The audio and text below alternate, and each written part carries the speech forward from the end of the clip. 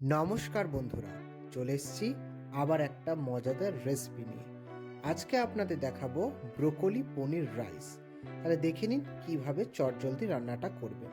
তার জন্য প্রথমেই কড়াইয়ের মধ্যে নিয়ে নেব সামান্য পরিমাণে সাদা তেল। এবার ওই তেলের মধ্যে এক এক করে আমরা সবজিগুলো ভেজে নেব। তার জন্য প্রথমে আমরা দিয়ে দিয়েছি কোচানো গাজর। গাজরগুলোকে সামান্য পরিমাণে লালচে করে ভেজে নেবেন। খুব একটা লালচে করার দরকার নেই, সামান্য পরিমাণে সেদ্ধ হলেই তখন কিন্তু নামিয়ে নেবেন। ব্যাস, নামিয়ে নেওয়ার পর আবার ওই তেলের মধ্যে আমরা একে একে ক্যাপসিকাম আর মটরশুঁটিটাকেও সামান্য পরিমাণে ফ্রাই করে নেব।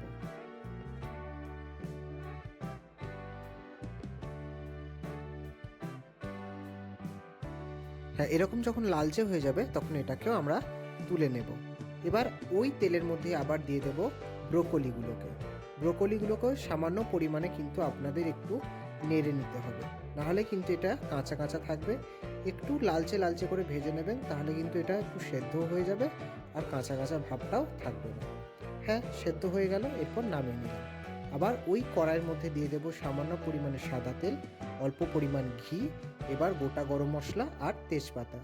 এরপর দিয়ে দেবো সামান্য পরিমাণে কাজু ও কিশমিশ। সামান্য পরিমাণে ভেজে নিয়ে এবার আগে থেকে করে রাখা আমরা রাইসটাকে দিয়ে দেবো এর মধ্যে। রাইসটা দেওয়ার সময় কিন্তু গ্যাসের ফ্লেমটা একদম লো রেখে দেবেন এবং পুরো রান্নাটা এবার কিন্তু লো ফ্লেমের মধ্যেই করতে হবে, না হলে কিন্তু ভাতটা আপনাদের কড়াইয়ের মধ্যে লেগে যেতে পারে। এরপর দিয়ে দেবো স্বাদ অনুযায়ী লবণ, স্বাদ অনুযায়ী চিনি। এবার ভেজে রাখা সমস্ত সবজিগুলো এবং পনিরটা দিয়ে দেবো। ব্যাস, তারপর সামান্য নাড়িয়ে নিলেই কিন্তু এটা রেডি হয়ে যাবে।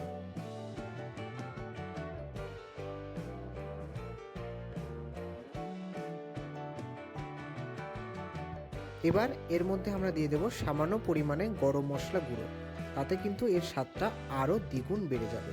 ব্যাস, তারপর হালকা নাড়িয়ে নিলেই কিন্তু এটা রেডি হয়ে যাবে।